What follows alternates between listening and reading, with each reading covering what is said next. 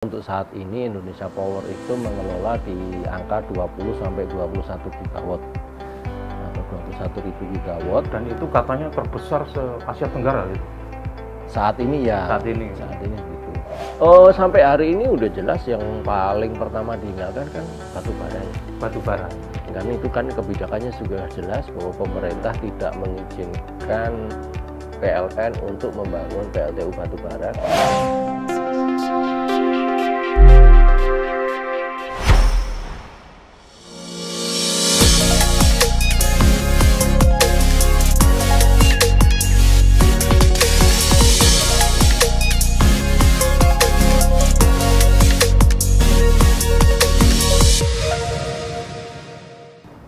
Tribuners, jumpa lagi dengan saya Dr. Pit di program Capital. Pada episode lalu kita membahas tentang investasi di jalan tol. Pada episode ini kita akan membahas tentang investasi di listrik. Tentu kita semua tahu kalau menyinggung soal listrik, kita akan bicara dengan PT PLN. Dan pada episode ini kita akan berbicara dengan Bapak Bernardo Sudarmanta. Beliau adalah Direktur Pengembangan Bisnis dan Niaga PT PLN Indonesia Power yang lebih spesifik berbicara tentang pembangkit listrik. Dan kita akan berbincang dengan detail terkait dengan energi baru dan terbarukan. Apa kabar Pak Bernard? Alhamdulillah baik Pak. Alhamdulillah baik. Yang penting baik dulu. Sehat tapi kan Pak? Sehat. Iya. Karena gini Pak, dalam sepekan ini kan cuaca boleh dibilang kurang kondusif gitu ya. Pagi sampai siang terik, tiba-tiba hujan gitu. Nah saya jadi ingat Pak, kalau hujan itu yang saya takutkan cuma satu, listrik padam. Ini Pak Bernard bisa jelaskan tentang PT PLN Indonesia Power itu ruang lingkupnya sebagai penyedia pembangkit dan operasionalnya bagaimana? Baik, Indonesia Power itu adalah sebuah power generation company, artinya perusahaan pembangkit listrik yang merupakan subholding dari PLN. Jadi kami holdingnya adalah PLN Persero, kemudian punya subholding untuk bidang power generation atau pembangkit listrik itu yang besar ada dua, itu Nusantara Power dan Indonesia Power. Ya. Itu jadi kami lingkupnya adalah menyediakan infrastruktur pembangkit listrik, baik itu dalam bentuk on use, istilahnya dalam bentuk full ownership, artinya kita mempunyai pembangkit itu 100% dari hasil investasi, atau dalam bentuk joint venture dengan investor-investor atau developer di dalam menyediakan pembangkit listrik. Itu investornya itu dalam negeri dan luar negeri atau gimana? Sampai hari ini kebanyakan dari luar negeri. Ya kalau untuk yang skala kecil sih banyak juga yang dalam negeri, tapi kalau yang major itu biasanya dari luar negeri. Jadi dalam negeri belum begitu kuat itu masih? Iya, bisa dibilang begitu. Tapi persoalannya kan memang untuk investasi di pembangkit listrik ini, investor yang kita gandeng itu kan ada beberapa kriteria yang menyebabkan memang banyak pemain lokal itu belum banyak yang bisa involve gitu ya. Termasuk misalnya kan ada kemampuan teknologinya, kemudian juga kemampuan dari sisi bagaimana dia bisa merising up atau menghadirkan pembiayaan untuk investasi yang biasanya cukup besar gitu. Cukup besar dan cukup panjang waktunya gitu. Nah itu yang menyebabkan memang banyak pengembang lokal itu biasanya nggak kuat napas gitu. Nggak kuat napas. Pengen investasi langsung untung ya, itu persoalannya memang begitu. Iya, Pak Bernard, ini kan mulai ada tantangan tentang langit biru, go green gitu dan Indonesia Power juga tentu ditantang untuk bagaimana membuat pembangkit dengan energi baru terbarukan. Itu gimana itu menurut Bapak? Ya, mungkin sebelum ke sana barangkali saya perlu sedikit memberikan satu gambaran besar dulu ya. Mungkin nanti detail angkanya mungkin bisa di cross check.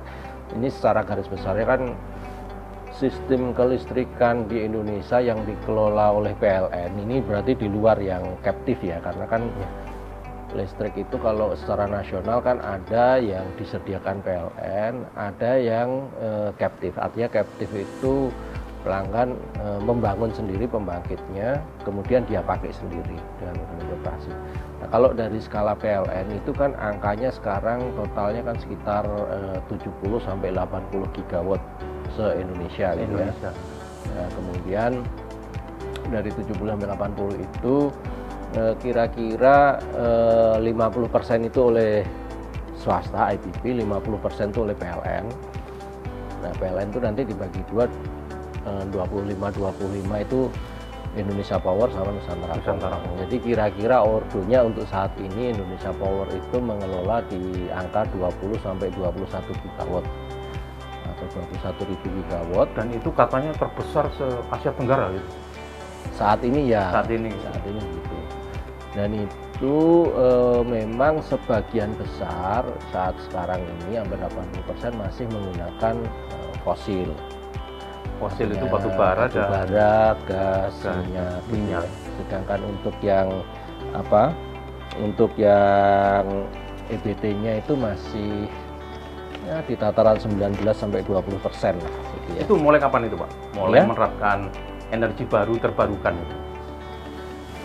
Kalau energi terbarukan itu di Indonesia Power sudah dari sejak lama ya, tapi kan porsinya masih sedikit ya. Kita sekarang ini energi terbarukan yang sudah dikembangkan di Indonesia Power itu pertama hydro PLTA ya, PLTA, kemudian ada geothermal, panas bumi. Ya. Total sekarang ini kalau yang menggunakan EBT itu kalau di Indonesia Power itu di angka 2,28 giga PLTA, panas bumi, sama ya sedikit biomasa, tapi itu masih belum signifikan. Kalau menggunakan angin gimana, Pak? Kan ini banyak angin berembus terus. Angin di dalam perencanaan, jadi gini, kalau pengembangan ke depan, kalau mengenai rencana pengembangan ke depan dalam rangka tadi persoalan masalah langit biru, langit biru, go green, go green ya, istilah-istilah itu, dimana secara formalnya kan itu sudah dituangkan di dalam komitmen pemerintah di dalam Paris Agreement ya dengan NDC 2030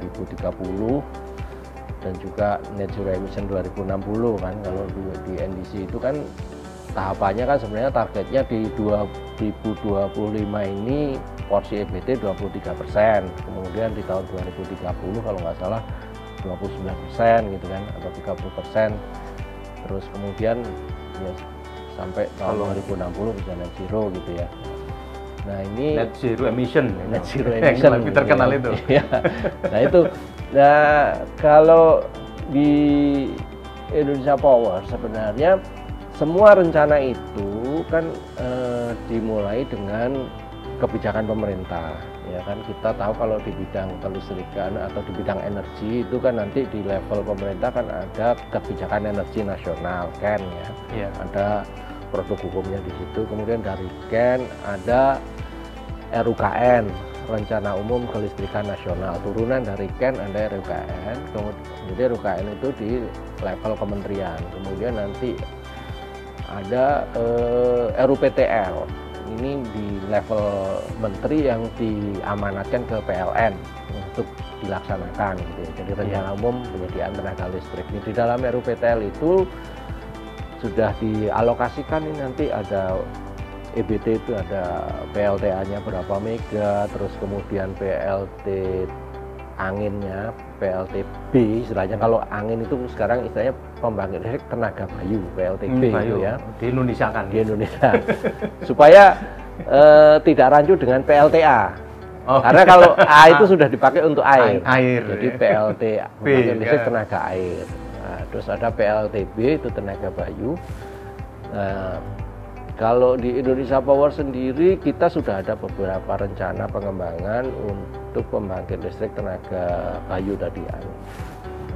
Yang terdekat mungkin ada di rencana di Aceh, mungkin kita akan bangun 50 MW, tapi sekarang masih dalam tahap persiapan pengembangan gitu. Iya, Pak, kalau itu dilaksanakan Pak dalam rangka ya mencapai tantangan net zero emission itu, kira-kira bahan bakar apa yang paling dulu ditinggalkan? Oh, sampai hari ini udah jelas yang paling pertama ditinggalkan kan batu bara ya. Batu bara. Karena itu kan kebijakannya sudah jelas bahwa pemerintah tidak mengizinkan PLN untuk membangun PLTU batu bara kecuali untuk proyek-proyek yang sudah PPA sudah dalam perencanaan yang lalu gitu ya. Tapi di dalam perencanaan yang baru tidak ada lagi batu bara. Jadi itu batasan tahun berapa? Mulai tidak boleh menggunakan bahan bakar fosil batu bara ya. Kalau bicara penggunaan ya, kalau pembangunan baru sudah nggak boleh. Oh, sudah nggak boleh. Udah nggak boleh. Pembangunan baru udah nggak boleh. Seandainya boleh pun juga susah karena dunia internasional pembiayaan untuk PLTU batubara sudah hampir tidak ada yang mau menyediakan. Jadi kalaupun konsorsium bank di seluruh dunia udah ada. Stop gitu. Stop total, tidak ada lembaga keuangan yang mau membiayai. Ini yang menjadi persoalan. Jadi walaupun pemerintah mengizinkan pun dananya susah gitu. Jadi kalau yang baru sudah nggak boleh, tapi kalau yang sudah terlanjur dibangun atau yang sudah terlanjur dikontrak dan dibiayai untuk pembangunannya itu ya masih boleh beroperasi, ya, tentu sampai masa kontraknya sampai hari ini masih mengacu pada masa natural termination, artinya berhenti secara alami sesuai kontraknya. Dan itu kalau dalam perkiraan sih, karena setiap kontrak itu kan rata-rata umurnya 25 tahun ya, 25-30 tahun. Artinya kalaupun ada yang akan masuk di tahun ini atau tahun depan, berarti dia akan berhenti tahun 2050. Berarti kira-kira tahun 2050 seharusnya sudah tidak ada lagi pembangkit batubara. Tidak ada lagi pengguna konsumsi batubara untuk pembangkit listrik, kecuali untuk pembangkit listrik yang pembangkit batubara tetapi dia dilengkapi dengan fasilitas atau infrastruktur penangkap karbon, atau istilahnya itu carbon capture and storage. Nah, istilah kerennya kan CCS atau carbon CCUS. Kalau CCUS carbon capture, utilize and storage kan gitu ya. Jadi CCS atau CCUS. Nah, kalau dilengkapi itu masih boleh operasi.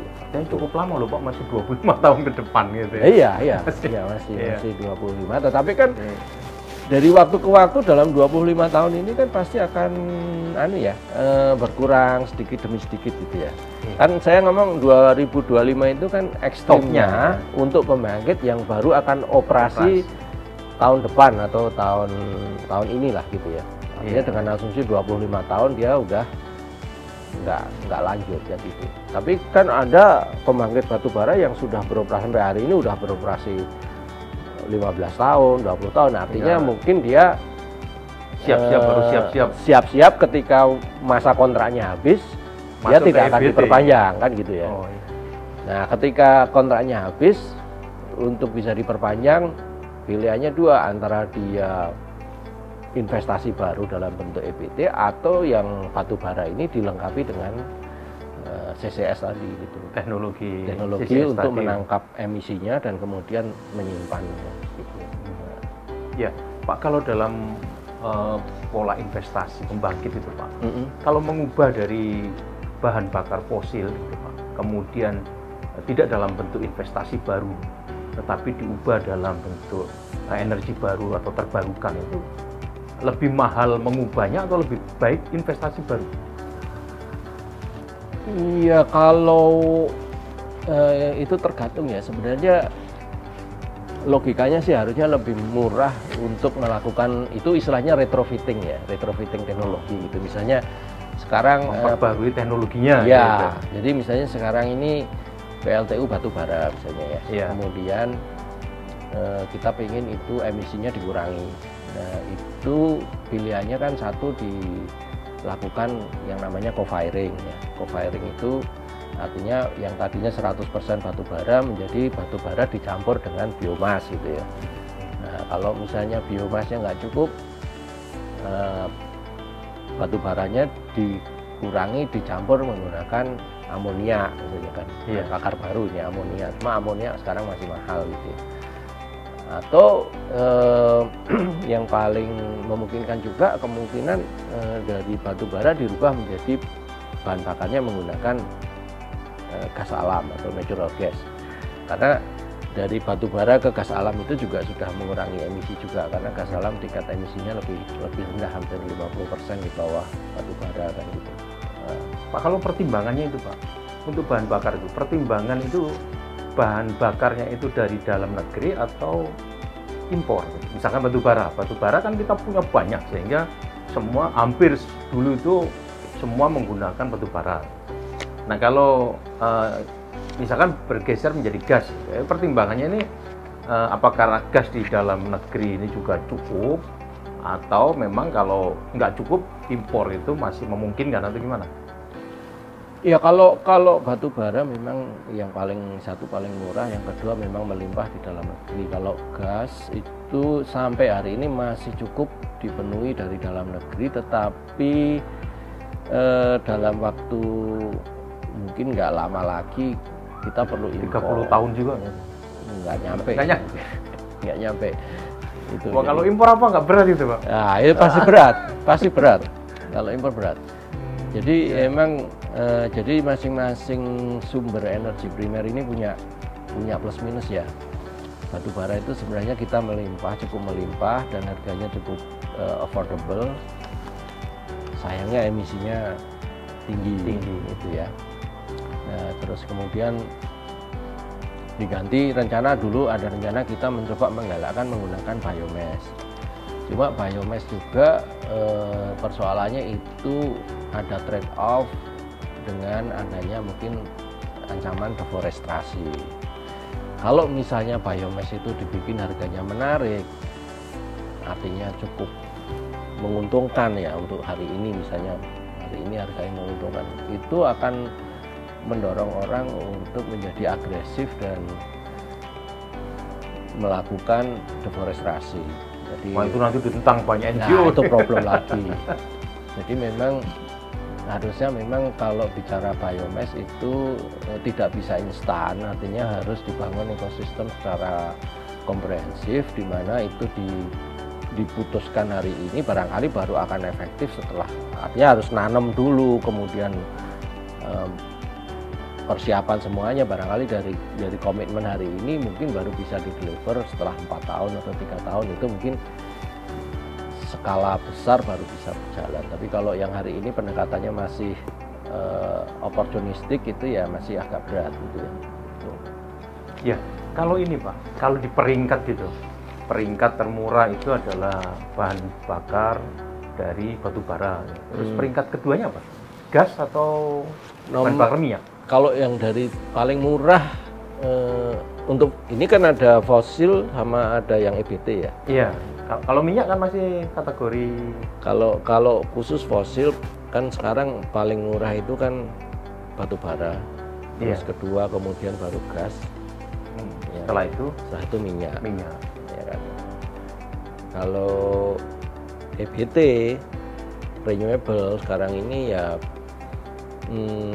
kalau yang sudah terpasang sekarang paling murah ya PLTA, kemudian baru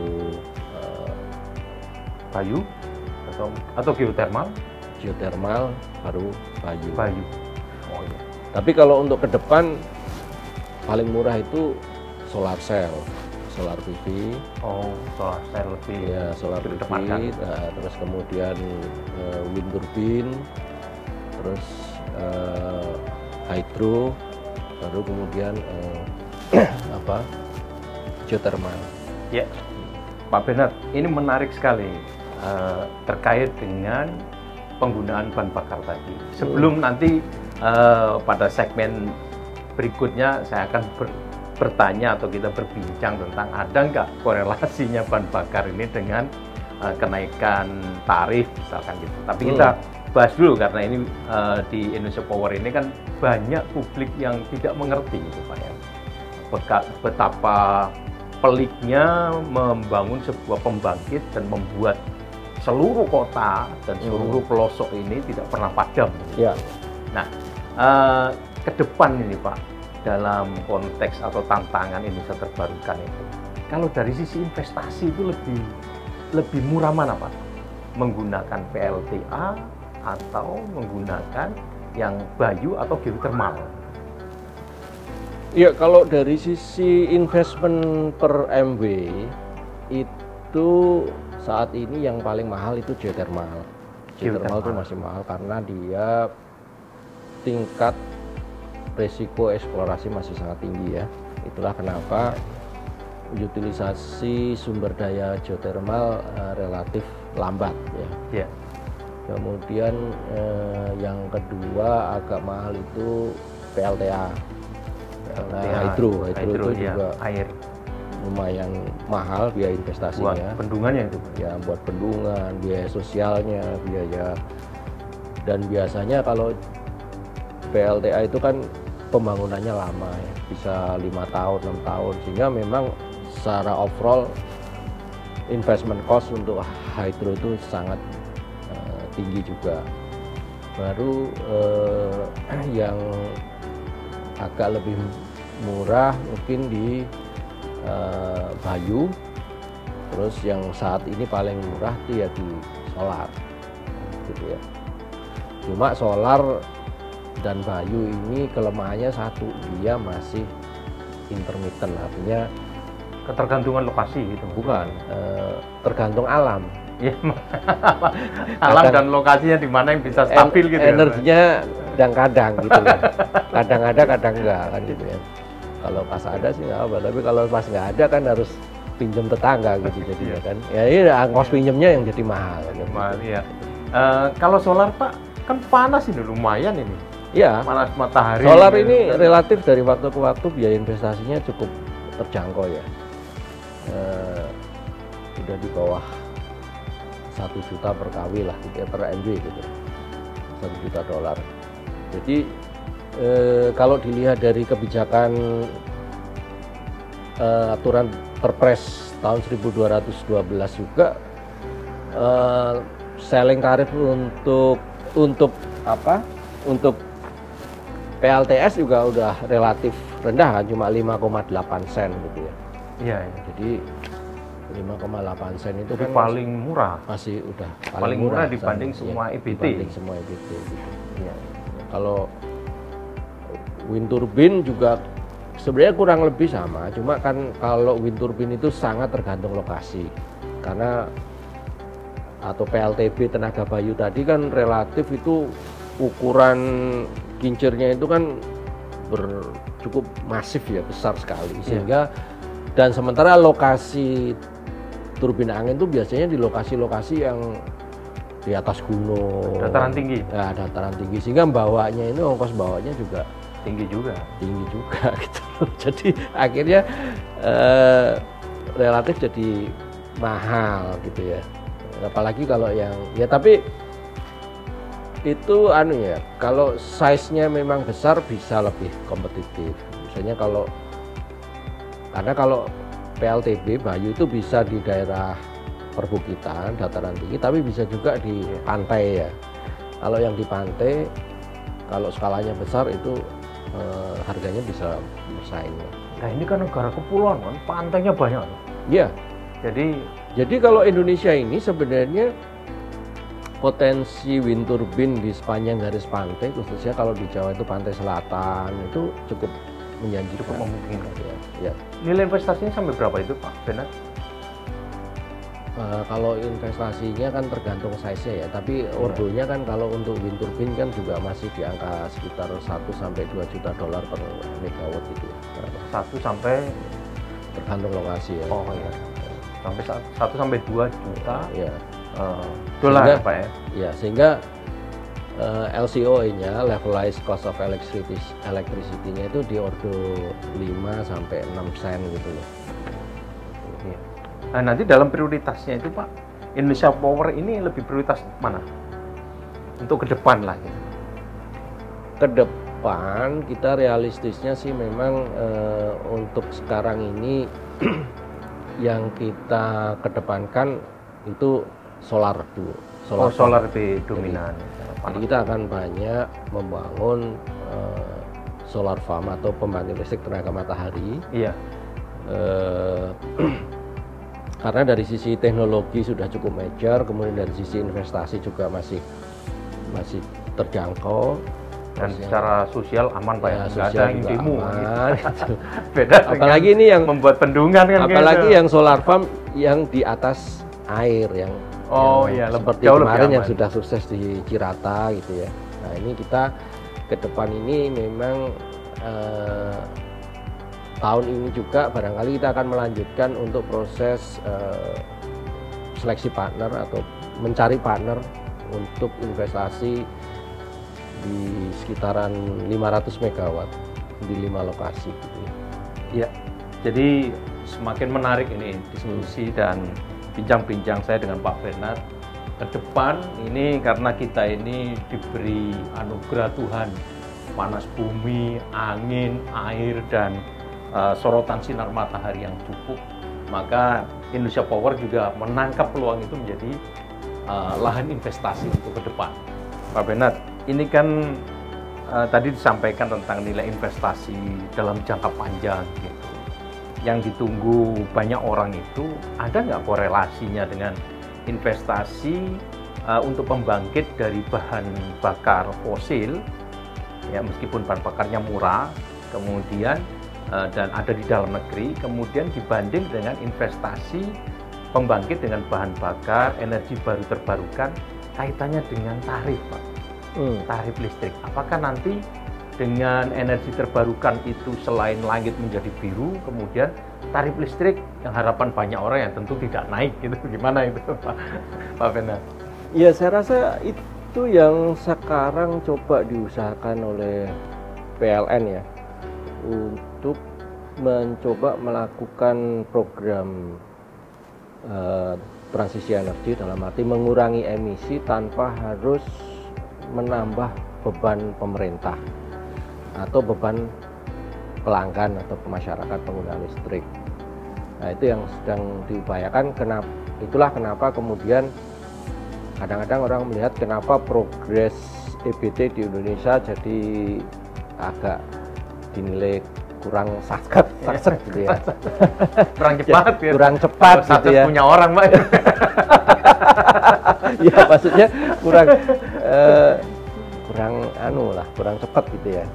Ya itu karena memang sebenarnya kalau secara regulasi gitu, kalau misalnya PLN itu mau tutup mata dengan kesulitan pemerintah, karena secara regulasi, secara kebijakan, bicara komitmen penurunan emisi ini kan memang juga kemauan pemerintah, kemampuan dunia juga, tuntutan dunia, sehingga sebenarnya at all cost akan dibiayai oleh pemerintah. Gitu ya, konsekuensinya gitu, atau masyarakat gitu ya. Yeah. Kalau masyarakatnya nggak kuat, maka pemerintah yang akan mensupport dengan subsidi atau kompensasi gitu ya. Tapi ya kalau kita tutup mata, nanti Bu Menteri Keuangannya yang akan uring-uringan karena beban fiskalnya jadi membengkak. Jadi itulah memang kemudian terlalu istilahnya kalau istilahnya multi interest konflik gitu ya.